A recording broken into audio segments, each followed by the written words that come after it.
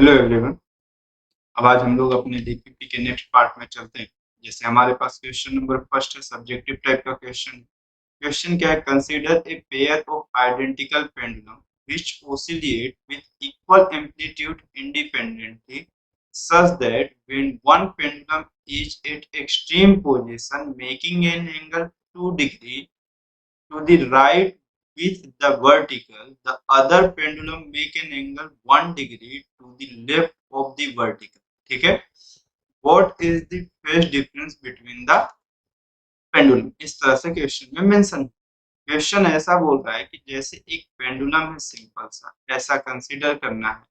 इसकी एक पोजीशन जो एम्पलीट्यूड है वो कहाँ पे हमारे पास 2 डिग्री पे, कैसा? राइट साइड, वो भी 2 डिग्री पे। ठीक है? और पेंडुलम की एक पोजीशन हमारे पास कहाँ पे है? 1 डिग्री पे। कहाँ पे है आपके पास? 1 डिग्री। और किस साइड? Left side. तो आपको इसका फेज डिफरेंस बताना है। क्या बताना है? इसका फेज डिफरेंस कितना होगा, आपको ये चीज बताना है। ठीक है, चलिए।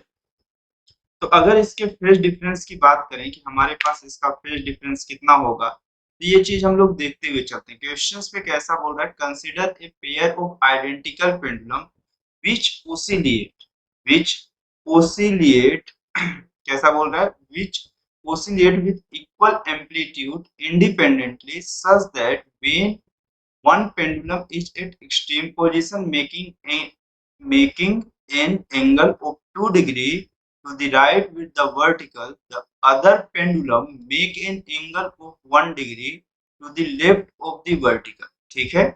अब कैसा? वर्टिकल के कैसा है? मेरे पास लेफ्ट साइड है और 1 degree. What is the phase difference between the pendulum? तो ये पेंडुलम्स के बीच में फेज डिफरेंस कितना होगा? एक तो या तो आप एंगल के फॉर्मेट से ले लीजिए, या तो आपको मालूम है कि ये जो मैक्सिमम एंगुलर डिस्प्लेसमेंट है 2 डिग्री, ये आपके मैक्सिमम एम्पलीट्यूड के इक्वल होगा। तो आप इसको लीनियर एसएचएम में कन्वर्ट कर सकते हैं। ठीक है? क्योंकि आप जानते हो कि theta is equal to r का अपॉन कितना होता है? रेडियस होता है। तो थीटा अगर कांस्टेंट है, तो अगर मैं आर की बात करूं तो आर मेरे पास एम्पलीट्यूड के इक्वल है। तो फर्स्ट टाइम ये प्लस ए में, फिर उसके बाद दूसरे टाइम पे ये कैसा है? प्लस ए का माइनस आपका कैसा है? हाफ पोर्शन है, माइनस ए बाई टू। एक मीन पोजीशन है और ये कौन सा है? ओ। ठीक है? अब अगर इस तरह से क्वेश्चंस पे मेंशन किया हुआ है, तो हमारे पास ये चीज मालूम है कि इसकी दो पोजीशन, अब ये क्वेश्चन में मेंशन नहीं किया है कि इसकी पोजीशन किधर है लेफ्ट साइड में। मतलब ये मेरे पास कैसा, या लेफ्ट साइड के एक्सट्रीम पोजीशन पे जा रहा है, या लेफ्ट साइड के एक्सट्रीम पोजीशन से आ रहा है। ठीक है? तो आपको मालूम है कि जब आप ए बाई टू पे होते हो या ए पे होते हो, ठीक है, तो आप सिंपल एक एसएचएम की इक्वेशन लिख लो, x is equal to A sine omega T plus of कौन सा? Five. T is equal to zero के लिए अगर आप काउंट कर रहे हो, तो आपके पास x की वैल्यू कितना क्वेश्चन में बोल रहा है? ए बोल रहा है, और ये भी ए है, और ये साइन फाइव कंसीडर, फाइव बोल रहा हूँ, इसको पूरा फेस कंसीडर कर लेते हैं। फेस के एंगल की वैल्यू हम थीटा कंसीडर कर लें, तो ये कैंसिल आउट हो जाएगा। तो साइन थीटा की जो वैल्यू देखने को मिलेगी वो 1 मिलेगी। तो साइन थीटा की वैल्यू प्लस का 1 सिर्फ एक पॉइंट पे होता है, जब एंगल कितने डिग्री का हो? पाई बाई 2 डिग्री का हो। ठीक है? तो एक का एंगल पाई बाई 2 है और दूसरे का एंगल कितना है, ये चीज हमें देखना है। तो अगर मैं देखूं, तो मेरे पास अगर माइनस ए बाई टू देखना है, तो दो पोजीशंस पे मिल रहा है, एक मेरे पास यहाँ पे और एक यहाँ पे। तो अगर मैं ये कहूँ कि मेरे पास यहाँ पर से अगर ये है, तो ये x की वैल्यू माइनस ए, ये माइनस ए बाई टू, कितना? Minus A by two, minus A by two A sine theta. तो जहां से साइन थीटा की जो वैल्यू देखने को मिलेगी वो -1/2। -1/2 दो जगह पे देखने को मिलता है कि sine theta is equal to, या तो इसको साइन पाई प्लस हो, कितना लिख दे हम? ये इसको पाई बाय 6 लिख दे, या तो इसको एक और चीज हम लिख सकते हैं, और कैसा? Sine 2 pi minus of pi by 6। तो अगर मैं इसे देखूं, तो ये मेरे पास कितना मिलेगा? यहाँ से थीटा की दो वैल्यू देखेंगे, एक कौन सा होगा pi plus pi by six, मतलब कितना हो जाएगा 7 पाई बाई सिक्स, और एक हो जाएगा 12 minus of pi by six, मतलब 11 पाई बाई सिक्स। ठीक है, और यहाँ से अगर आप देखो तो ये थीटा की जो वैल्यू देखने को मिलेगी वो आपको पाई बाई 2 मिल गई। ये थीटा 1 कंसीडर कर लेता हूँ और इसे हम थीटा 2 कंसीडर कर लेते हैं। तो जो फेज डिफरेंस देखने को मिलेगा वो थीटा 2 मतलब 7 pi by 6 minus pi by 2 मिलेगा एक, और एक कौन सा 11 pi by 6 minus pi by 2। तो अगर यहाँ से एलसीएम लेके इसको सॉल्व किए हम, तो हमें पहला जो फेज डिफरेंस देखने को मिलेगा तो ये कितना हो जाएगा 7 माइनस कितना हो जाएगा, मतलब इसको जब आप सोल्व करोगे तो ये 4 पाई बाई ओ कितना हो जाएगा 6, ये हो गया 2 पाई बाई ओ 3। एक तो ये हुआ, और दूसरा कितना हो गया यहाँ पर से अगर मैं इसे सॉल्व करूं तो ये 2 पाई बाई 3 का फेज डिफरेंस आ गया। ठीक है, मतलब 120 डिग्री के आसपास का फेज डिफरेंस है। और दूसरे फॉर्मेट से एंगल कितना हो सकता है अगर मैं इसे देखूं तो इसे सॉल्व करने पे हमारे पास ये कितना हो जाएगा 11 माइनस ऑफ 3, कितना 11 माइनस ऑफ 3 आपके पास कितना हो जाएगा 8 पाई बाय ओ 6। तो अगर आपके पास 8 पाई बाय 6 हुआ तो आप इसे लिख सकते हो, ये 4 हो गया और ये 3 हो गया, इसे 4 पाई बाय ओ 3 भी आप लिख सकते हो। ठीक है, तो आपके पास यहाँ दो ऑप्शन मैच करता हुआ दिखेगा, एक कौन सा हो जाएगा 4 पाई बाय ओ 3 और एक कौन सा हो जाएगा आपके पास 2 पाई बाय 3। ठीक है, तो दो पॉसिबिलिटीज बनता है, एक 2 पाई बाय 3 का बनता है और एक किसका बन रहा है 4 पाई बाय 3 का। अगर आप इस कंसंट्रेशंस को लेंगे, इस पोजीशंस को, कि जब वो मीन पोजीशन से एक्सट्रीम पोजीशन पे जा रहा है तब आपके पास 2 पाई बाय 3 होगा, और नेक्स्ट स्टेप में कितना हो जाएगा आपके पास 4 पाई बाय 3 हो जाएगा। ठीक है, चलिए इसके बाद नेक्स्ट स्टेप में चले हम लोग, ये सही है आपका। चलिए अगर नेक्स्ट स्टेप में हम लोग चलते हैं तो नेक्स्ट क्वेश्चन हमारे पास कैसा है।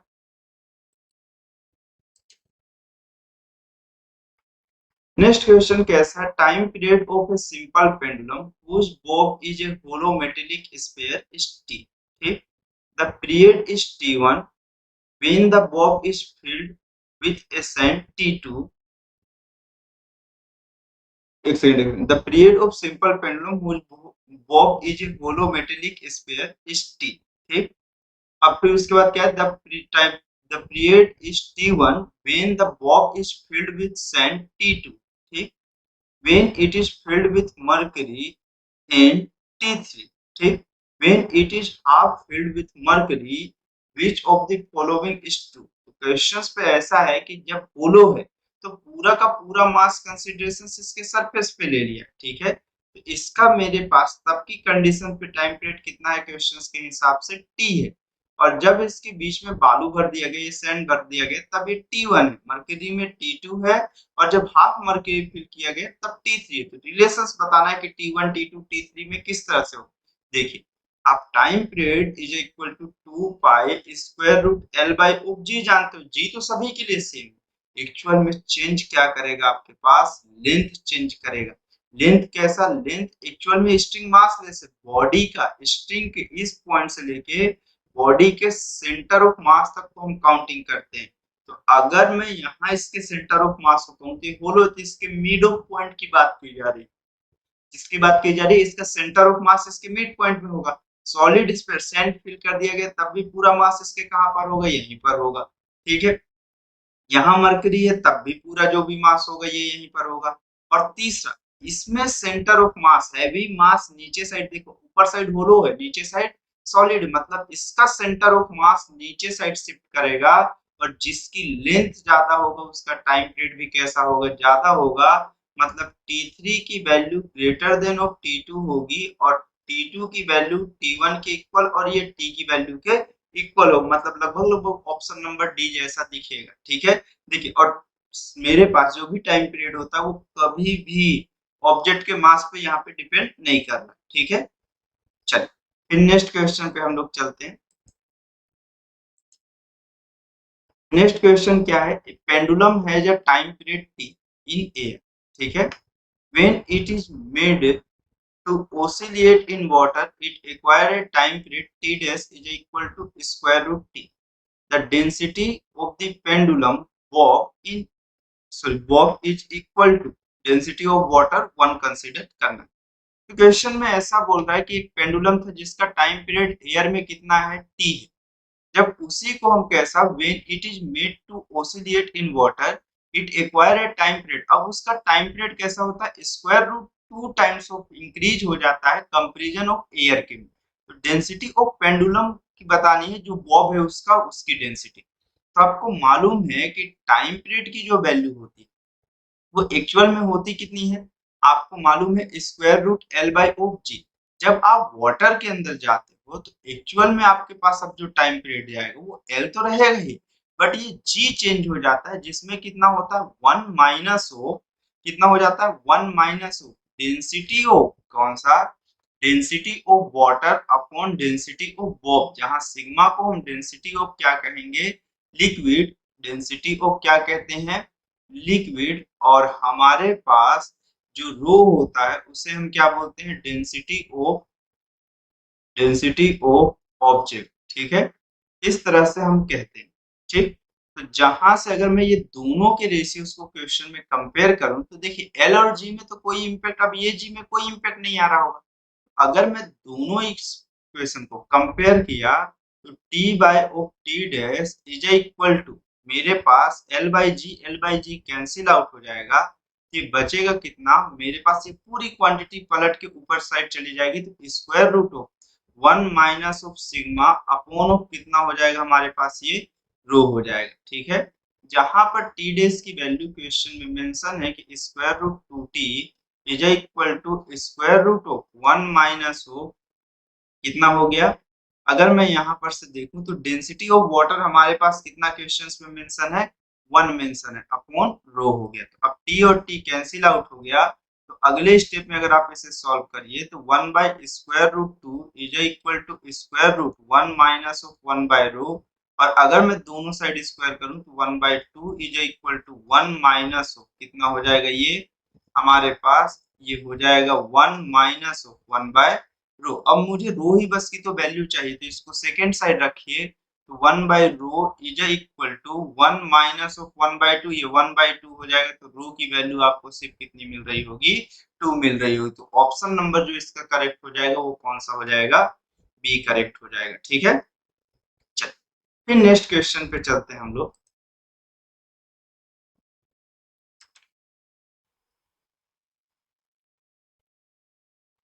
Then it execute a session, the period of oscillation will be, इस तरह से क्वेश्चन हमारे पास कैसा कर रहा है, मेंशन किया।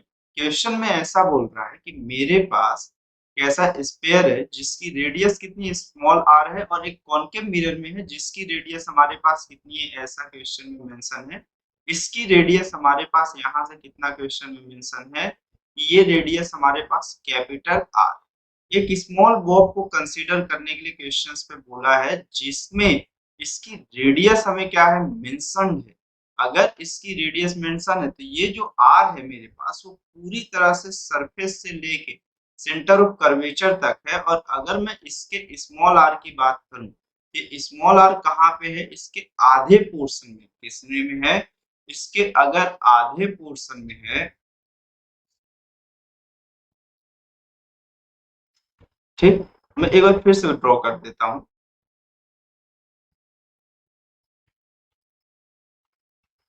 इस तरह से ये पूरा रेडियस आर, ठीक है, इस पॉइंट से लेके इस पॉइंट, ठीक है। अब एक बॉब जो कंसीडर किया हुआ है उस बॉब का रेडियस कितना, स्मॉल आर, ठीक है।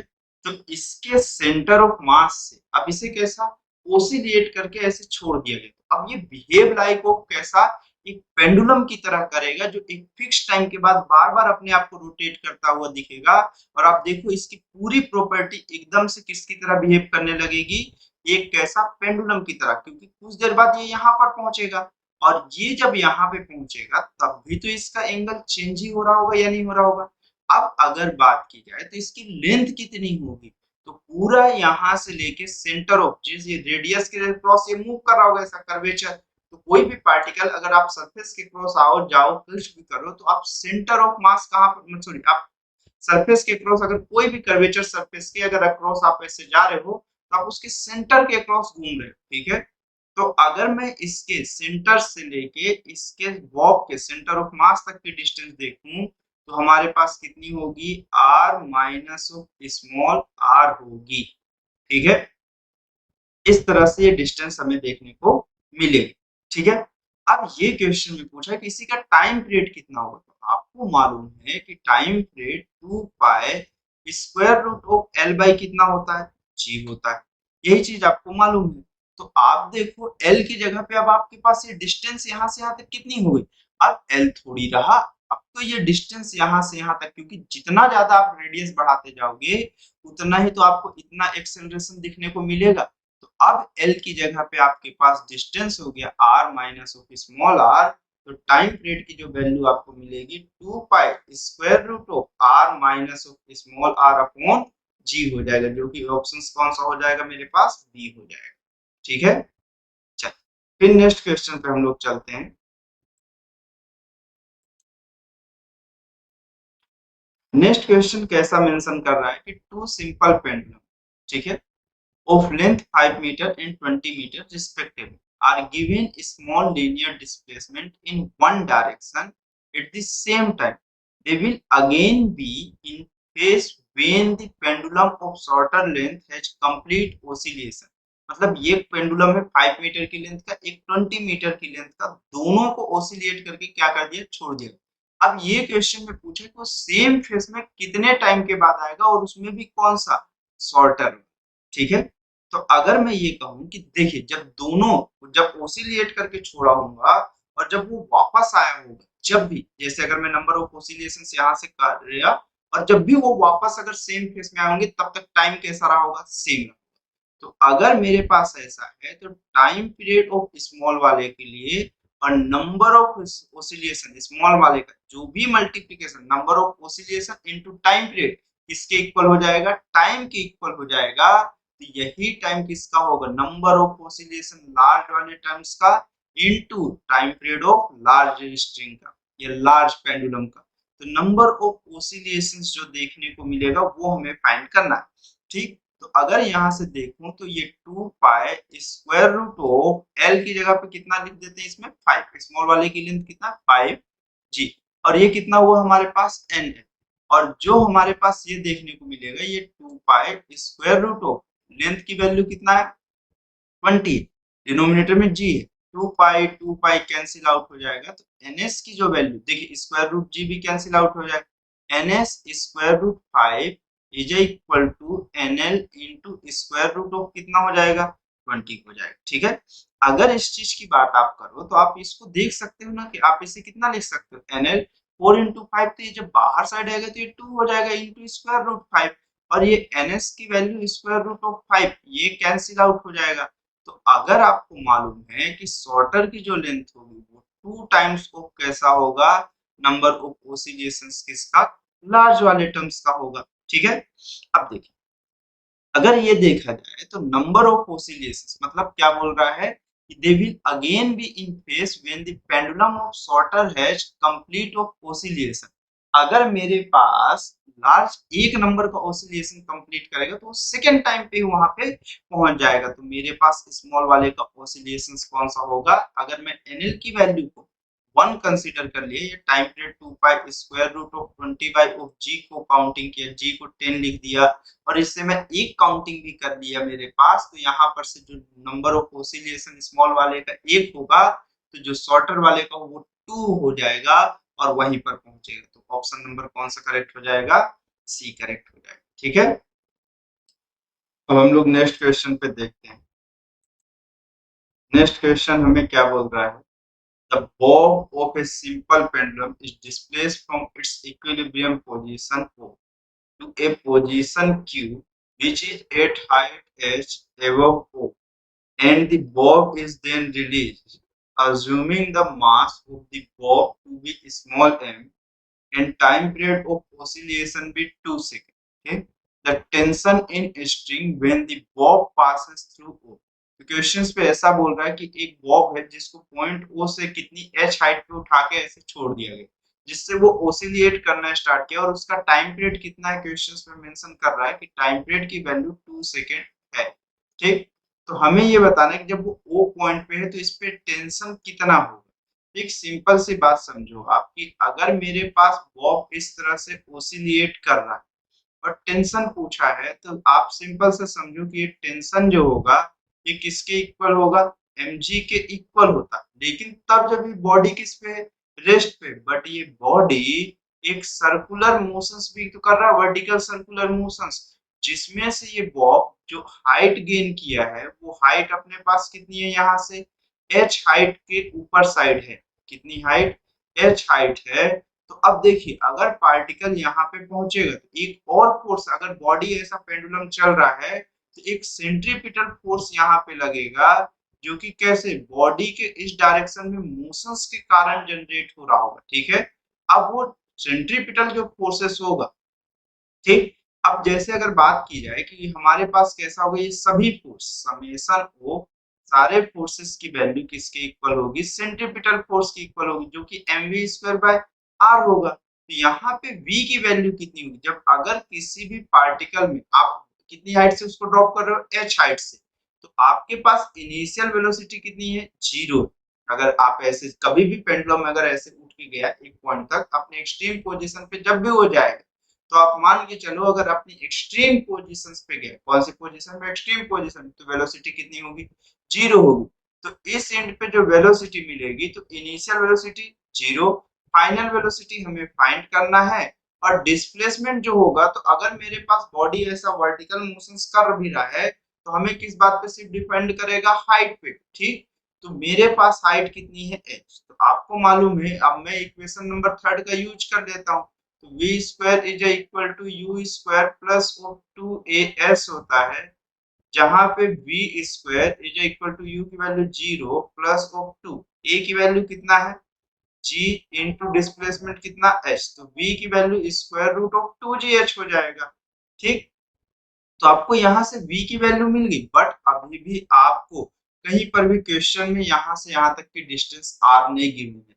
तो अगर r नहीं गिवन है तो एक और फॉर्मूला आप जानते हो, जो कि होता है m v इंटू कितना, ओमेगा, या तो एक m omega square into r आप जानते हो। तो आप एक ऐसा भी तो फॉर्मेट जान सकते हो ना, अगर आप सेंट्रीपिटल फोर्सेस की बात करो तो v की वैल्यू आपके पास ओमेगा इंटू r भी होता है।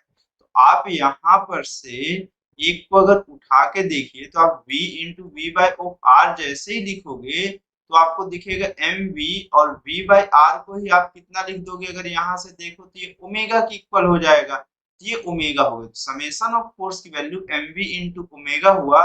तो टोटल फोर्सेस कितना हुआ, यहाँ पे आप देखिए T minus of M G, ये सभी फोर्सेस का समेशन। अगर बॉडी कभी वर्टिकल सर्कुलर मोशन कर रहा है, pendulum behave like of vertical circular motion होगा, ये सभी फोर्सेस का समेशन सेंट्रीपिटल फोर्स के इक्वल होना चाहिए, जिसकी वैल्यू mv इंटू ओमेगा है। अब अगर ये है तो आपको टेंशन मिलने की कंडीशंस आ गई, बस आप ओमेगा की वैल्यू फाइंड करो। तो आपको मालूम है omega is equal to 2 pi by of time period है, ये टाइम पीरियड के लिए और ये टेंशन के लिए, ठीक है। तो आप कंफ्यूजन नहीं होना, ये 2 पाई बाय ऑफ टी की वैल्यू में 2 पुट किया तो ओमेगा की वैल्यू जो हमें देखने को मिलेगी वो पाई। अगर मैं टेंशन की वैल्यू फाइंड किया तो mg प्लस हो m v की value square root 2g into H, और ओमेगा की वैल्यू कितना हो गया, पाई। अगर टाइम पीरियड की वैल्यू की बात की जाए तो m कॉमन लिख लेते हैं, तो ये g कितना हो गया, m देखिए सभी में कॉमन लिखा हो, तो g plus pi square root of कितना हो गया 2g इंटू एच, जो कि ऑप्शन सिर्फ और सिर्फ एक मैच करता हुआ दिख रहा होगा आपको, ऑप्शन नंबर ए हो रहा।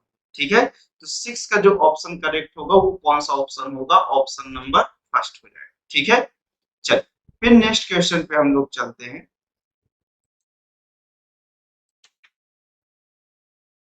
चल, अब जैसे अगर इस क्वेश्चन की हम लोग बात करें, इस पे क्या बोल रहा है, two simple pendulum whose length are 100 centimeter and 120 centimeter are suspended, ठीक, side by side their bobs are pulled together and then released, after how many minimum oscillation of longer pendulum will the two be in phase again। मतलब मेरे पास ये बोल रहा है जो large number का है, कैसा नंबर का है, लार्ज नंबर ऑफ जिसकी लेंथ है वो मिनिमम कितने नंबर ऑफ ऑसिलेशन कवर कर ले जिससे मेरे पास बॉडी कहाँ पे पहुंच जाए, कहाँ पे पहुंच जाए मेरे पास बॉडी। अगर मैं बात करूं कि मेरे पास बॉडी कहाँ पर पहुंच जाए, वापस से सेम फेस में पहुंच जाए, ऐसा क्वेश्चंस पे बोला। अगर आप मान के चलो जैसे पिछले क्वेश्चंस पे आप काउंटिंग की, तो आप एक चीज जानो कि आपके पास लेंथ ऑफ लार्जर की कैसी है मेरे पास, जिसका लेंथ मेरे पास कैसा होगा, लार्ज होगा, और जिसका पेंडुलम मतलब लार्जर ऑफ लेंथ और स्मॉलर, तो आपको मालूम है कि उसकी टाइम पीरियड ज्यादा होगी और स्मॉलर की टाइम पीरियड कैसी होगी, कम होगी। मतलब ऐसा कंसिडरेशन करना है कि मेरे पास अगर ये कहूं कि स्मॉलर की लेंथ कितनी हो जाएगी, n+1 ऑसिलेशन जब स्मॉलर कंप्लीट कर लेगा, तब हमारे पास जो लार्जर नंबर होगा वो कितना ऑसिलेशन कंप्लीट कर रहा होगा, n ऑसिलेशन कंप्लीट कर रहा होगा। अगर फॉर एग्जांपल आप इस क्वेश्चन में ऐसा काउंटिंग कर रहे हो कि नंबर ऑफ ऑसिलेशन, मेरे पास नंबर ऑफ ऑसिलेशन पूछा है, कितने टाइम्स ऑफ ऑसिलेशन कवर कर चुका होगा ऐसा क्वेश्चन ही नहीं है, minimum number of, number counting है। अगर आप इससे पहले जैसे मैं 5th नंबर के क्वेश्चन की बात करूं तो उस पे है क्या एक्चुअल में दिखाता हूं, ठीक है। जैसे इससे पहले एक 5th में क्वेश्चन था हम लोग देख के आए हैं, उस क्वेश्चन की बात करता हूं मैं थोड़ा सा। जैसे ये क्वेश्चन, इस क्वेश्चन में सिर्फ ये बोला है they will again be in phase when the pendulum of shorter length has completed oscillation, ठीक है। मिनिमम काउंटिंग ऑफ नंबर नहीं बोला है, मेरे पास again in phase when the pendulum of shorter length has completed, मतलब मेरे पास क्वेश्चन पे ऐसा है कि अगर मेरे पास लार्ज नंबर 1 कंप्लीट किया तो दूसरा कितना नंबर हो जाएगा उसका, सेकेंड नंबर का स्मॉल ऑसिलेशन होगा। इस तरह से क्वेश्चन में बोला। अब इस तरह से क्वेश्चन में पूछा, अगर मैं मान के चलिए इसी अप्रोच से सॉल्व करते करते क्वेश्चन के इस फॉर्मेट को भी मैं उसी अप्रोच से अगर सॉल्व किया तो प्रॉब्लम कहाँ पे आएगी। अगर मैं nl.tl is equal to ns.ts लिखा तो नंबर ऑफ लेंथ tl की वैल्यू कितनी हो जाएगी, 2 pi square root of l की वैल्यू कितनी है लेंथ 100 लार्ज वाले की 121 बाय ऑफ g, और is equal to ns into 2 pi square root of 100 by of g और g cancel, 2 pi cancel, nl is equal to ये कितना हो गया, यहाँ पर से इंटू कितना हो गया 11 इज इक्वल टू 10 इंटू कितना हो गया ns। इस तरह से क्वेश्चंस पे है, तो मतलब ये तो कोई इंटीजर नंबर आ नहीं रहा है, ये कैसा कोई से कहीं भी ये नेचुरल नंबर हो नहीं रहा, और नंबर ऑफ ऑसिलेशंस ऑलवेज भी नेचुरल नंबर रहना चाहिए, ठीक। अगर आप इसे डिवाइड भी कर रहे हो तो लार्ज वाले की जो लेंथ है, नंबर ऑफ ऑसिलेशन ns का कितना ऑसिलेशन, अगर 10 बाय ऑफ 11 कह रहे हो तो आपके पास ns की कहीं से कंप्लीट वैल्यू आ ही नहीं रही है। और दूसरी चीज यहाँ पे क्वेश्चन पे क्या बोला है, their bobs are pulled together and then released after how many minimum oscillation of the longer pendulum will be will the two be in phase again। तो नंबर ऑफ ऑसिलेशंस कितने होंगे ये क्वेश्चंस पे हमें काउंटिंग करना है।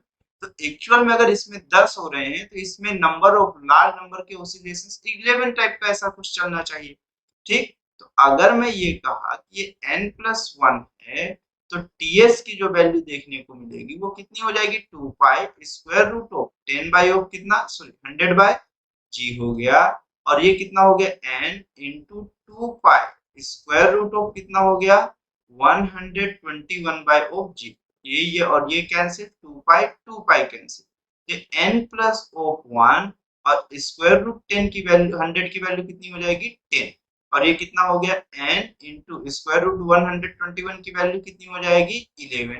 अब अगर इसे सॉल्व करिए तो 10n plus of 10 is equal to कितना हो गया n, 11n हो गया, कितना हो गया 11। तो यहाँ से n की जो वैल्यू आएगी वो 10 होगा, मतलब हमारे पास ये कहने का है कि जो large number of oscillations complete करेगा 10 कर रहा होगा और स्मॉल का कितना हो रहा होगा 11 हो रहा, एक ऑसिलेशंस ज्यादा के। ऑप्शन नंबर कौन सा हो जाएगा, बी हो जाएगा। तो 7th का जो करेक्ट है वो ऑप्शन नंबर कौन सा है, बी, ठीक। चलो फिर नेक्स्ट क्वेश्चन पे हम लोग चलते हैं। नेक्स्ट क्वेश्चन क्या बोल रहा है, two pendulum have time period t and 5t/4 they start SHM at the same time from the mean position। Two pendulum have time period 5t and 5t/4, they start SHM at the same time from the mean position. What will be the phase difference between them after the bigger pendulum has complete one oscillation? इस तरह से questions पे पूछा हुआ है कि मतलब जब क्या बोल रहा है कि what will be the phase difference between them after the bigger pendulum has complete one oscillation. जब bigger pendulum one oscillation complete कर लेगा तो दोनों के बीच का phase difference कितना होगा? तो अगर आप यहां से देखिए तो अगर आप 5t/4 को कंपेयर करना स्टार्ट तो एक्चुअल में कितना है t प्लस ओ t/4, मतलब जब ये पार्टिकल जब स्मॉल कहाँ पे मेरे पास कैसा जब स्मॉल पार्टिकल जब स्टार्ट किया होगा तो मेरे पास जिसका टाइम पीरियड स्मॉल है वो कैसा अपना एक ओसिलेशन यहाँ तक कंप्लीट कर चुका। अगला नेक्स्ट जब ये जाएगा तो ये अपना t/4, आपको मालूम है कि मीन पोजीशन से एक्सट्रीम पोजीशन तक जाने में t/4 टाइम पीरियड लगता है, ठीक। और एक्सट्रीम से मीन में कहते हैं तब भी t/4 लगता है। टोटल टाइम पीरियड कितना हो गया 5t/4 हो गया। कितना हो गया हमारे पास टोटल टाइम पीरियड 5t/4 हो गया। और नेक्स्ट स्टेप में क्वेश्चंस पे ऐसा बोल रहा है कि two pendulum have time period कितना है t एंड एक का कितना है 5t/4, ठीक। जब ये अपना 5t/4 मतलब ये अपने वापस पॉजिटिव स्ट्रीम में पहुंचा होगा तब जो लार्ज पार्टिकल होगा वो सिर्फ अपना एक ओसिलेशन कंप्लीट कर रहा होगा। कितना ओसिलेशन सिर्फ कंप्लीट कर रहा होगा? सिर्फ एक ओसिलेशन को क्या कर रहा होगा वो कवर कर रहा होगा। मतलब जब तक ये यहाँ पहुंचा तब तक लार्ज जो अमाउंट है वो सिर्फ इतना पहुंच पा रहा है, ठीक है। तो इस हिसाब से दोनों के बीच का जो फेज डिफरेंस है, ये जिसका टाइम पीरियड ज्यादा है उसका जो फेज डिफरेंस और इसके बीच का जो फेज डिफरेंस है वो हमारे पास टोटल कितना होगा एक ओसिलेशंस के बाद दोनों के बीच का जो फेज डिफरेंस है वो कितने का होगा? मीन पोजीशन से एक्सट्रीम पोजीशन तक के लिए 90 डिग्री होता है। तो कौन सा ऑप्शन होगा? 8 का बी हो जाएगा, ठीक है। चलिए फिर नेक्स्ट क्वेश्चन पे हम लोग चलते हैं। नेक्स्ट क्वेश्चन पे कैसा बोल रहा है? Two simple pendulum, first of bob mass m1 and length l1, second of mass m2 and length l2, m1 is equal to m2, l1 is equal to 2l2, ठीक। l1 is equal to 2l2 if this vibrational energy both is same, ठीक। then which is correct? ऐसा question में mention करने के लिए बोला। कैसा बोला? टू सिंपल पेंडुलम है, फर्स्ट बॉब का मास m1 है, लेंथ l1 है, सेकेंड ऑफ बॉब का मास m2 है, लेंथ l2 है, m1 की वैल्यू m2 के इक्वल है और l1 की वैल्यू जो है वो 2 टाइम्स ऑफ l2 है। इफ दीज वाइब्रेशनल एनर्जी को बोथ इज कैसा है अपने पास सेम क्वेश्चन में बोल रहा है, then which is correct questions पे ऐसा मेंशन करने को बोल रहा है, ठीक है। तो अब अगर हम लोग यहाँ से देखें तो हमारे पास कैसे क्वेश्चंस पे हम डिसाइड करें कि हमारे पास कहाँ पे किसकी वैल्यू होगी और किसकी वैल्यू नहीं होगी। तो देखिए एक सिंपल सा फॉर्मेट अगर हम लोग लें तो हमारे पास ये चीज समझ में आने के लिए है कि एनर्जी बोथ वाइब्रेशन है सेम एनर्जी, मतलब E1 की वैल्यू और E2 की वैल्यू दोनों में कैसी है? सेम है। अगर एनर्जी है तो आपको मालूम है जो मेरे पास टोटल एनर्जी होती है वो half m1 omega 1 square into कितना होता है? एम्पलीट्यूड का स्क्वायर होता है, ठीक। उसी तरह से मेरे पास दूसरा कितना होगा? हाफ m2 इंटू ओमेगा 2 का स्क्वायर इंटू कितना हो जाएगा? a2 का स्क्वायर, ऐसे, ठीक। अब अगर एक्चुअल में मास कहा गया है कि क्वेश्चन में खुद ही मेंशन है कि m1 और m2 की वैल्यू तो दोनों की कैसी है? सेम है। अब बात कहाँ पे आती है कि amplitude of B is greater than है। एम्पलीट्यूड में तो रिलेशन पूछा है, amplitude of B greater than of A, amplitude of B smaller than A, amplitude will be same, ऐसा क्वेश्चन में मेंशन करने के लिए है, ठीक है।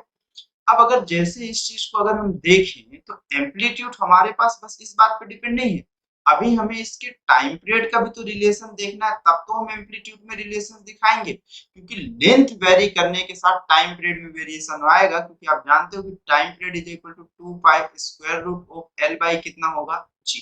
तो पहले और अगर आपको मालूम है कि ओमेगा की जो वैल्यू देखने को मिलेगी तो omega is equal to square root g by कितना हो जाएगा एल। तो मतलब अगर मैं यहाँ से मास सेम है तो मैं इसे 1/2 भी एक्चुअल में कैंसिल कर देता हूँ। ये जो मुझे ओमेगा 1 देखने को मिलेगा वो जी, दोनों में ग्रेविटेशनल एक्सेलरेशन सेम है, जी1 अपॉन एल1 इंटू ए1 का स्क्वायर इज इक्वल टू कितना हुआ अपने पास g by l two into of a two का कितना हुआ स्क्वायर। ठीक, अगर यहाँ पर से बात की जाए तो देखिए जी और जी भी आपको कैंसिल आउट होगा। मतलब अगर मैं कहूँ तो L1 की वैल्यू को L1 ही रहने देते हैं, सो L1 की वैल्यू को हम कितना लिख लेते हैं 2 टाइम्स लिख देते हैं। कितना टाइम्स लिख लेते हैं 1/2 L2 हो गया। ठीक, इनटू A1 का square is equal to A2 square by of कितना L2। ये L2 L2 कैंसिल। अब क्वेश्चन में ये दिख रहा है कि एम्पलीट्यूड ऑफ बी अगर मैं यहां से देखूं तो a1 का स्क्वायर इज इक्वल टू कितना हुआ 2 इंटू ए2 का स्क्वायर। और अगर इसको अच्छे से देखा जाए तो स्क्वायर रूट 2 ऑफ ए2 है।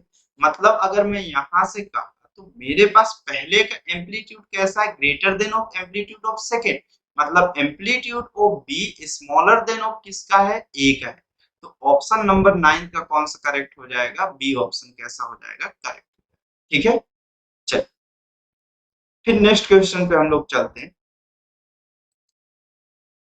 नेक्स्ट क्वेश्चन कैसा है in case of simple pendulum time period versus length is displaced by. Time period और लेंथ के बीच का ग्राफ कौन सा दिखा रहा है मैं सिंपल सा पूछना। ठीक है, अब देखिए आपको मालूम है कि time period is directly proportional of square root of L होता है।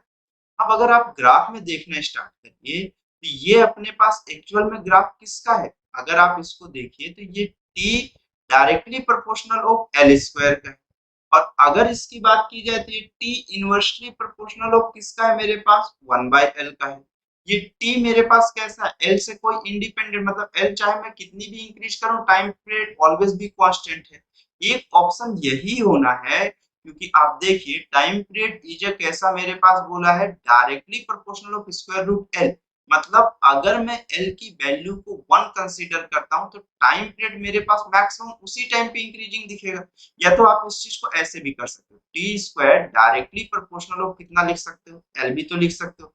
और अगर अब आप ग्राफ निकालने के लिए जाओ तो आपको जब दिखता है कि ये टाइम पीरियड हो, सॉरी इसको आप लेंथ का कंसीडर कर लो, इसे टाइम पीरियड का आप कंसीडर कर लो, तो जब आप ग्राफ दिखाओगे तो लगभग लगभग ऐसा ही जाएगा। तो बस इस ग्राफ को आप ऐसे पलट के देखो तो एक ही ऑप्शन मैच करता हुआ दिखेगा आपको। ऑप्शन नंबर कौन सा बी होगा, यही स्क्वायर रूट के लिए रिप्रेजेंट करता है। तो 10th का जो ऑप्शन करेक्ट है वो कौन सा है अपने पास बी करेक्ट। ठीक है, चलो फिर नेक्स्ट क्वेश्चन पे चलते हैं। अब जैसे इस क्वेश्चन पे हम लोग देखें, इस क्वेश्चन पे हमें क्या बोला ए U2 of uniform board cross section area कितना है ए has been set up vertical with open end facing up. Now m gram of a liquid of density D is poured into it. The column of liquid in this tube, the column of a liquid in this tube will oscillate with a period t such that, ऐसा question में mention है। ठीक, जैसे question में ऐसा बोल रहा है कि एक यू ट्यूब है ऐसा। ठीक है, ये कंप्लीटली ऑफ किसी लिक्विड से फिल किया गया है जिसकी डेंसिटी हमारे पास क्वेश्चन में मेंशन्ड है कि ये डी। ठीक, इस तरह से मेंशन है। अब ये क्वेश्चंस पे ऐसा बोल रहा है कि इस पे पहले एक साइड से फ्लूइड ऑफ ऐसा फिल किया हुआ है नीचे साइड। ठीक है, इस तरह से कंप्लीटली ऑफ फिल्ड है। अब क्वेश्चन में ये बोल रहा है कि हम एक साइड से वाटर को फिल कर रहे हैं तो इसमें से जो ओसिलिएशन हुआ तो उसका टाइम पीरियड कितना होगा ये हमें क्वेश्चंस पे बताना है। अगर मैं एक और यहाँ पे ड्रॉ कर दूं फॉर एग्जांपल सिमिलर सिर्फ समझने के लिए, एक्चुअल में क्वेश्चन में बहुत कोई टफ दम है नहीं। ठीक है, अगर इस तरह से होगी और ये इस तरह से देखने पे मिला तो अब एक्चुअल में यहाँ से बोला जाए तो एक्चुअल में ये कितना डेप्थ ऑफ में गया है मेरे पास y डेप्थ पे यहाँ से गया। फॉर एग्जांपल हम कंसीडर करते हैं, हम लोग यहाँ पर कंसीडर किए तो वाटर अगर अपने इक्विलिब्रियम इस पोजीशन से y डेप्थ पे गया होगा तो सेकंड साइड जो राइज किया होगा उसका भी लेवल कितना हुआ होगा यहाँ पे। अगर इसकी बात करें तो ये y होगा। ठीक, अब अगर देखा जाए तो इस लेवल की वैल्यू जितना ये नीचे होगा, अब यहाँ से यहाँ तक अगर एकदम परफेक्टली वर्टिकल है तो इसकी भी हाइट कितनी होगी y। तो अगर देखा जाए तो इस पॉइंट में ही तो ओसिलेशन कवर कर रहा होगा, इस पॉइंट पे फोर्स कितना होगा, तो यहाँ पे जो फोर्स होगा वो प्रेशर इनटू कितना होगा एरिया। फ्लूइड मैकेनिक्स से आपको प्रेशर की वैल्यू मालूम है कि इस पॉइंट पे जो प्रेशर दिखेगा वो कितना दिखेगा, रो जी, कितना रो जी। हाइट की वैल्यू कितना आपके पास 2y इंटू अब कितना हो गया a, ये फोर्स की वैल्यू। अब फोर्स के बाद हमें एक्चुअल में यही तो रिस्टोरिंग होगा, क्योंकि वाटर जहां ऊपर रहा होगा और फोर्स किधर लग रहा होगा नीचे, जितना वर्टिकल डायरेक्शन अपवर्ड डायरेक्शन में डिस्प्लेसमेंट होगा उतना ही फोर्स किससे नीचे साइड इंक्रीज होते जाएगा। और जैसे जैसे फोर्स नीचे जाते जाएगा तो मेरे पास वो मेन पोजीशन में आने की फिर से वापस कोशिश करेगा, सेकंड साइड से फोर्स लगेगा, हमेशा towards of main position force लग रहा। ठीक, तो अगर मैं यहाँ से एक्सेलरेशन की बात करूं तो ये फोर्स अपॉन मास आएगा, ये कितना हुआ रो g dot 2y into of कितना हो गया a अपॉन ऑफ मास की वैल्यू कितना हो गया m।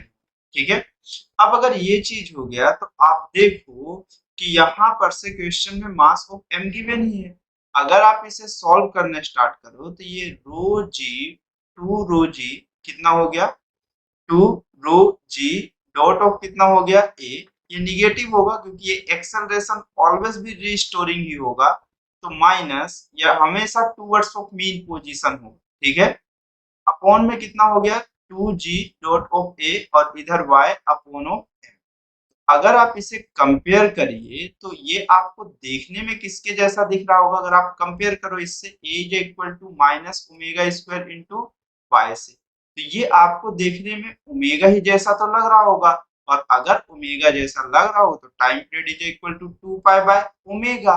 कितना हुआ मेरे पास ओमेगा, नहीं ये ओमेगा स्क्वायर के इक्वल होगा, आप कंपेयर करो तो जहां से आपको ओमेगा की जो वैल्यू देखने को मिलेगी, यहाँ पर से अगर आप कहो तो ये ओमेगा की जो वैल्यू देखने को आपको मिलेगी उसकी value square root of two rho g dot of A upon कितना एम।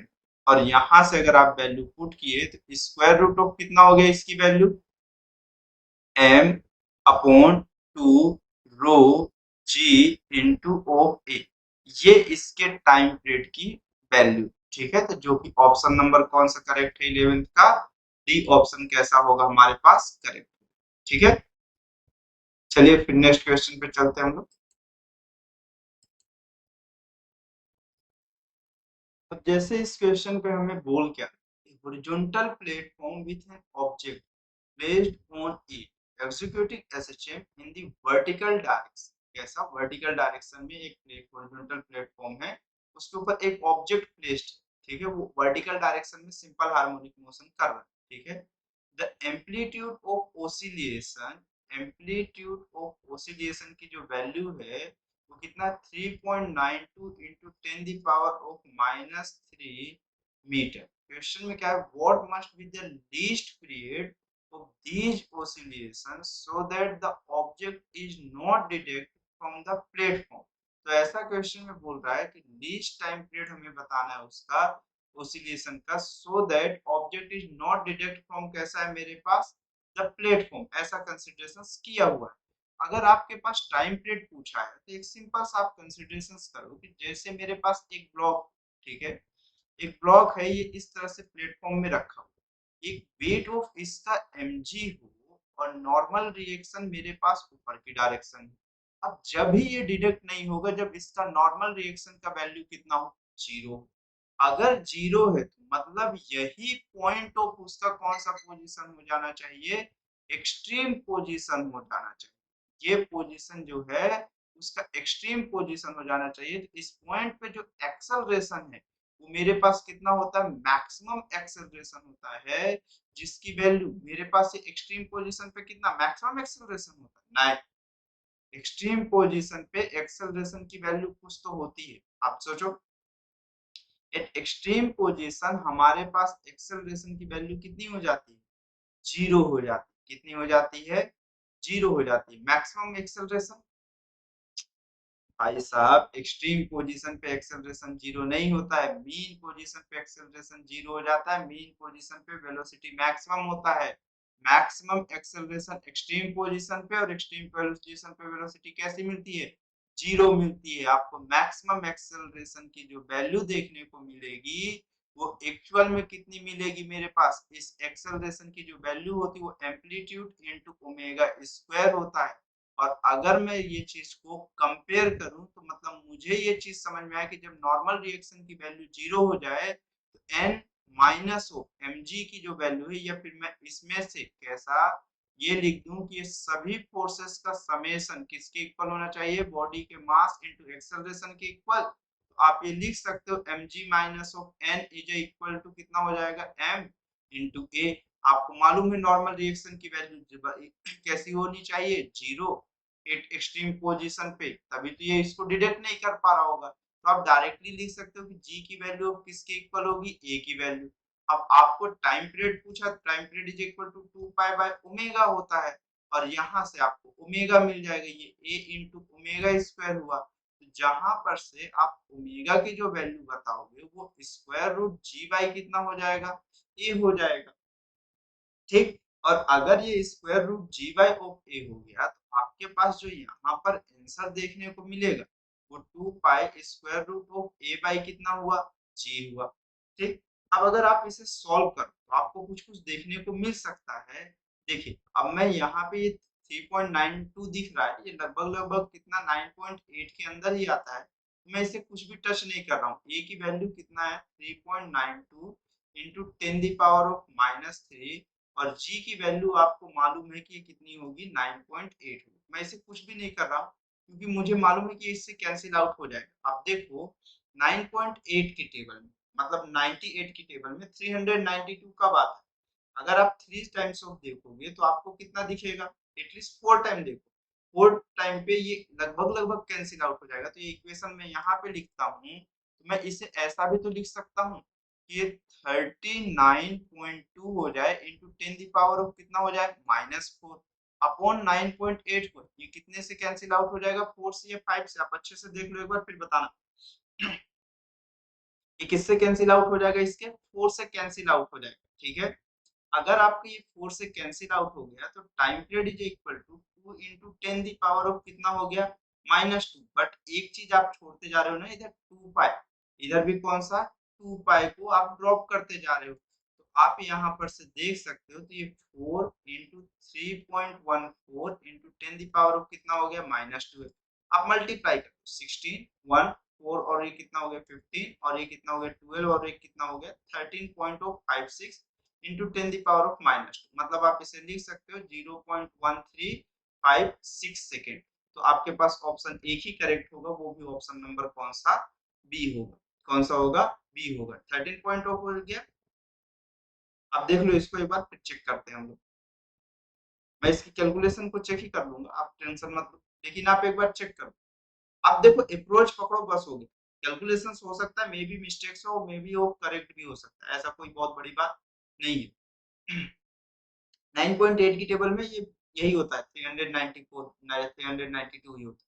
चलिए मैं एक बार टिक मार देता हूँ इसको, ऑप्शन नंबर भी आप चेक कर लेना और फिर देख लेना। ठीक है, बस इस कैलकुलेशन में हो सकता है थोड़ी बहुत प्रॉब्लम। ठीक। चलिए फिर नेक्स्ट क्वेश्चन पे हम लोग चलते हैं। नेक्स्ट क्वेश्चन क्या है? The metallic bob of simple pendulum has the relative density कितनी है हमारे पास? Rho. The time period of this pendulum is T. If the metallic bob is immersed in water, then the new time period is given. हमें इसको बाद में किसमें submerge कर दिया? ये वाटर में सबमर्ज कर दिया। ठीक है। और उसकी रिलेटिव डेंसिटी हमारे पास कितनी गिवन है? उसकी रिलेटिव डेंसिटी हमारे पास रो गिवन है। कितनी गिवन है? रो गिवन। आपको मालूम है कि वाटर की जो डेंसिटी है, ठीक है, अब न्यू टाइम पीरियड के लिए बात कर रहे हैं, तो अगर न्यू टाइम पीरियड के लिए पूछ रहा है तो टी की जो वैल्यू होती है नॉर्मल केसेस में वो आपके पास कितनी हो जाएगी? स्क्वायर रूट ओ कितना हो जाता है? एल बाय ओ जी हो जाता है। अगर इसी को मैं वाटर के अंदर सबमर्ज कर दूं तो ये square root of L by o कितना हो जाता है? जी इफेक्टिव हो जाता है। तो जी इफेक्टिव की एक्चुअल में जो वैल्यू आप देखे होंगे वो कितनी देख रहे होगे, अगर आपको याद होगा कि ये हमारे पास जी इफेक्टिव की वैल्यू जब वाटर में मर्ज सबमर्ज हुआ था तब के केसेस में जो वैल्यू था ये जी 1 माइनस सिग्मा अपॉन कितना होता था रो। रो किसकी डेंसिटी थी, बॉब की डेंसिटी थी। बट होल्ड करो, आपको अभी मैं अच्छा नहीं होल्ड नहीं करो, आप एक बार कर ही लो, ठीक है। तो मैं यहाँ से इसकी बस वैल्यू पुट कर देता हूँ। Time period is T dash is equal to 2 pi square root of L by G bracket के अंदर 1 minus of sigma upon rho, इस तरह से हो, ठीक। अब जैसे ही आप दोनों को कंपेयर किए T by of T dash को सॉल्व किए तो आपको दिखेगा 2 pi cancel, square root L G cancel हो जाएगा, सिर्फ ये बचेगा ऊपर साइड ऑफ कितना हो जाएगा 1 माइनस सिग्मा अपॉन रो हो जाएगा। सिर्फ ये चीज आपको देखने को मिलेगी, ठीक। अब ये चीज जब आपको मिलेगी तो अब अगर आप इसको सॉल्व किए तो आपके पास एक छोटी सी समस्या आ जाएगी। देखिए टाइम पीरियड ऑफ पेंडुलम कितना बोला है, टी बोला। कैसा, the time period of this pendulum is T if the metallic bob is immersed in water then the new time period, मतलब मुझे इस टी डेज की वैल्यू फाइंड करना है। अगर इस टी डेज की वैल्यू हमें फाइंड करना है तो आप देखो यहाँ से ये हमारे पास कितना होने के लिए आएगा, टी डेज की वैल्यू टी बाय ओ। अगर आप इसे सॉल्व किए तो आपको ये दिखेगा square root rho minus of sigma upon rho. या तो हम इसे कैसा लिख सकते हैं, यहाँ से टाइम पीरियड की जो वैल्यू हमें यहाँ पर से दिखेगी नए टाइम पीरियड की वो टी स्क्वायर रूट ऑफ कितना हो गया रो upon rho minus of sigma. और सिग्मा ऑफ डेंसिटी ऑफ किसका है, वाटर का है। और रो हमारे पास किसकी डेंसिटी है, ऑब्जेक्ट की है। लेकिन क्या इस हिसाब से तो हमारे पास कोई भी फॉर्मेट मैच ही नहीं करता हुआ, हाँ लगभग लगभग मैच करता हुआ ऑप्शन नंबर डी जरूर दिख रहा हो, लेकिन एक्यूरेट आंसर ये भी नहीं। फिर प्रॉब्लम कहाँ पे है आप सोचो, सिर्फ एक ही प्रॉब्लम है क्वेश्चन। एक्चुअल में क्वेश्चंस पे ऐसा कंसीडरेशंस है कि मेरे पास उसकी डेंसिटी पहले से कितनी कंसीडरेशंस कर चुका है कि मेरे पास जो फ्लूइड की डेंसिटी उसको वो लिक्विड वाटर की डेंसिटी को पहले से कितना कंसीडर कर चुका है, 1 कंसीडर कर चुका है। एकदम आइडेंटिकल ऑफ कंडीशन से है। अगर आप इसकी रिलेटिव डेंसिटी फाउंड करना चाहो तो ये कितना हुआ रो अपॉन ऑफ कितना लिखोगे आप, सिग्मा लिखोगे। फिर यहाँ पे रो अपॉन ऑफ सिग्मा लिखोगे, सिग्मा सिग्मा आप नीचे से डिनोमिनेटर से कॉमन निकालो, यहाँ से कॉमन निकालो। तो अगर कॉमन आप निकालने के लिए कोशिश करोगे तो यहाँ पर तो आपको ऐसा दिखेगा कि सिग्मा स्क्वायर हो जाएगा। तो एक्चुअल में जिस भी ऑब्जेक्ट की हम डेंसिटी बताते हैं वो विथ रिस्पेक्ट टू वाटर ही है। तो अगर यहाँ पर क्वेश्चंस पे देखा जाए मैं सिग्मा की वैल्यू बस कितना पुट कर दूंगा, 1 पुट कर दूंगा। सिग्मा की वैल्यू 1 आइडेंटिकल कंसीडर मेरे पास क्वेश्चन में पहले से किया हुआ था ये। तो अगर मैं इस पे वैल्यूएशंस पुट किया, कितना पुट किया, अगर मैं इस पे वैल्यूएशंस पुट किया तो टी ये कितना हो गया हमारे पास square root rho upon rho minus of 1। ये न्यू टाइम पीरियड की वैल्यू हमारे पास आएगी। ऑप्शन नंबर कौन सा, डी हो जाए, ठीक है। चल फिर नेक्स्ट क्वेश्चन पे हम लोग चलते हैं। नेक्स्ट क्वेश्चन कैसा बोल रहा है, a brass cube of side a density rho is floating in mercury of density rho, ठीक। Sorry a brass cube of side a and density sigma है। इसकी डेंसिटी ब्रास क्यूब की डेंसिटी हमारे पास कितनी है, सिग्मा है। Is floating in mercury of density rho. If the cube is displaced a bit vertically, it execute SHM, its time period will be।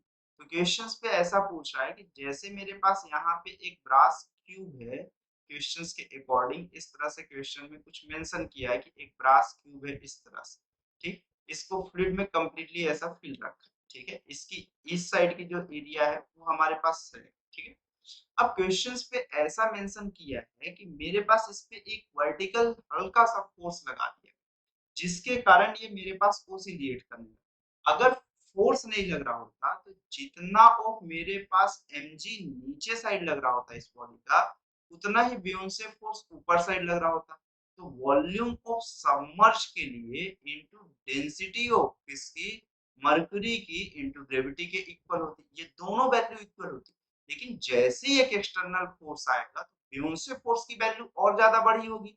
जो restoring होगा इसको बार बार कहाँ पे लेके आने के लिए, जैसे उस फोर्स को हम छोड़ेंगे, अगर मान चलिए डिस्प्लेसमेंट दिए तो वो नीचे साइड गया और जैसे उसको छोड़ेंगे वो ऊपर आएगा। तो अगर मैं ये कहूं कि इस पार्टिकल को हम कितना y नीचे की डायरेक्शन में डिस्प्लेस कर दिए, अगर मैं ये कह रहा हूं, अगर मैं इसे y डिस्प्लेस कर दिया हल्का सा ऊपर की डायरेक्शन नीचे की डायरेक्शन में, ये बैलेंस की कंडीशन में, अब जैसे ही मैं y डिस्प्लेस किया तो मुझे एक फोर्स आएगा जो कि थ्रस्ट की तरह बिहेव करेगा। किसकी तरह बिहेव करेगा? थ्रस्ट की तरह बिहेव करेगा। यहाँ पे एक फोर्स आएगा जो प्रेशर इनटू कितना रिप्रेजेंट करेगा? एरिया। अब ये इक्विलिब्रियम में था, अगर मैं प्रेशर की बात करूं तो डेंसिटी ऑफ कौन सा? मर्क्यूरी, तो मेरे पास rho into g dot of y, और एरिया कितना है? इसके क्यूब है, साइड्स गिवन है, तो इसके जो सरफेस एरिया है उसकी वैल्यू ए स्क्वायर, ये फोर्स की वैल्यू है। ठीक, अब अगर ये फोर्स हो गया तो अब फोर्स इज इक्वल टू, मैं कितना कहूंगा, ये रीस्टोरिंग होगा, ऑलवेज भी मेरे पास मीन पोजीशन की डायरेक्शन में होगा, ये एक्सेलरेशन जो होगा वो मेरे पास निगेटिव ही होगा।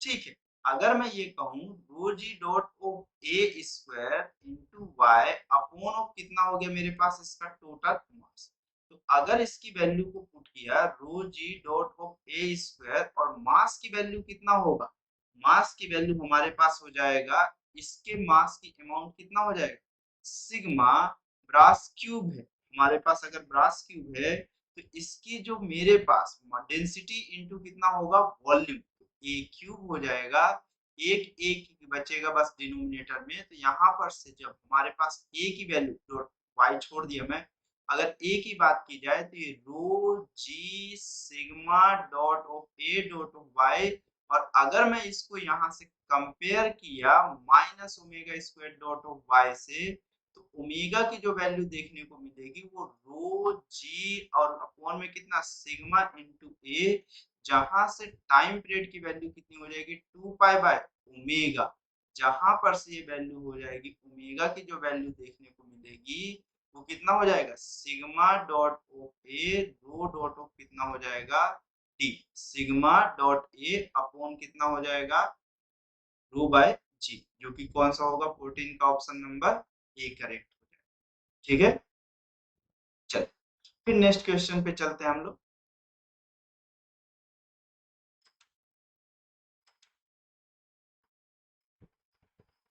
अब जैसे इस क्वेश्चन पे हमें क्या बोल रहा है, a man being 60 kg stand on horizontal platform of a spring balance. The platform start simple harmonic motion of amplitude 0.1 meter and frequency 2 by pi hertz. Which of the following statement is correct? The spring balance read the weight of man as 60 kg.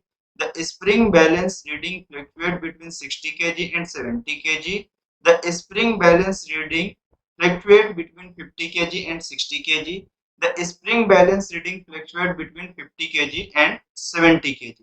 तो अगर ऐसा balance conditions पे तब तो उसका wait 60 kg, लेकिन आपको मालूम है कि जब बॉडी अपने मैक्सिमम एम्पलीट्यूड पे रहेगा तब अलग दिखेगा, और जब मिनिमम एम्पलीट्यूड पे रहेगा तब अलग दिखेगा, क्योंकि एक कंडीशंस पे अगर आप देख तो वेट बढ़ रहा होगा और एक कंडीशन पे वेट क्या हो रहा होगा, कम हो रहा होगा। तो ये जो एक्सटर्नल फोर्स है इसके कारण उसके मास में जो वेरिएशन आ रहा है सिंपल हार्मोनिक मोशंस के कारण, वो कितना होगा, तो जो मैक्सिमम फोर्स होगा वो is equal to mass into acceleration का कौन सा अमाउंट, मैक्सिमम अमाउंट होगा।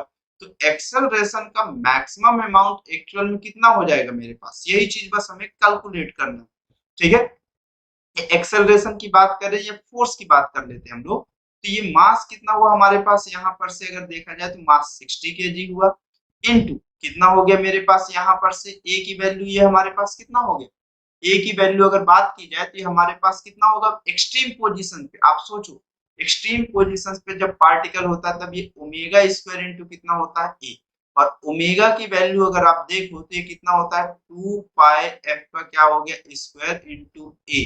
अगले स्टेप में 60 इंटू 2 पाई इंटू एफ की वैल्यू कितना है 2 बाय पाई और इसका स्क्वायर, और एम्पलीट्यूड की वैल्यू 0.1, इसके बाद 60 और ये पाई और पाई कैंसिल और 4 का स्क्वायर कितना हो गया 16 इंटू 0.1 लगभग ये 96 आपको देखने को मिला। अब जब ये 96 देखने को मिला तो ये आपके पास मैक्सिमम है, ये मैक्सिमम अप्लाइंग फोर्स है 96 ये 60 ये। तो अब इसका जो मास मिलेगा तो इसमें से आप क्या करो जी को डिवाइड कर दो। ये 96 के आसपास है तो जब आप जी को डिवाइड करोगे तो इसका जो मास में वेरिएशन दिख रहा होगा वो 96 अपॉन 9.8 कर दो तो ये अप्रोक्सीमेशन 10 के आसपास लो, क्योंकि आपको सब डाटा 60 70 50 इसके फॉर्मेट में। तो ये कितना हो गया आपके पास 10 केजी के आसपास होगा। तो एक बार जब 60 रहेगा तो एक एक्स्ट्रा मास जो उसे फील होगा वो 10 केजी का, और जब वो एक बार नीचे अपोजिट डायरेक्शन में लग रहा हो 60 माइनस ऑफ 10 हो जाएगा, तो एक 50 होगा और एक कितना होगा 70 होगा। तो ऑप्शन नंबर कौन सा हो जाएगा, डी हो जाएगा। ठीक, तो इसको स्प्रिंग बैलेंस रीडिंग जो फ्लक्चुएट करेगा वो 50 से लेके 70 के बीच में करता है। जैसे अगर आप कोई भी मास को ऐसे लेके ऊपर नीचे जाओ, उसमें नीचे स्प्रिंग लगा हुआ है तो आपको उसका मास का ऑसिलेशन कितना दिखेगा, तो इतने के अमाउंट में दिखेगा 50 से लेके 70 तक। आई होप आपको ये समझ में आया होगा, आप इसे प्रैक्टिस करो और देखो। Okay, thanks for watching.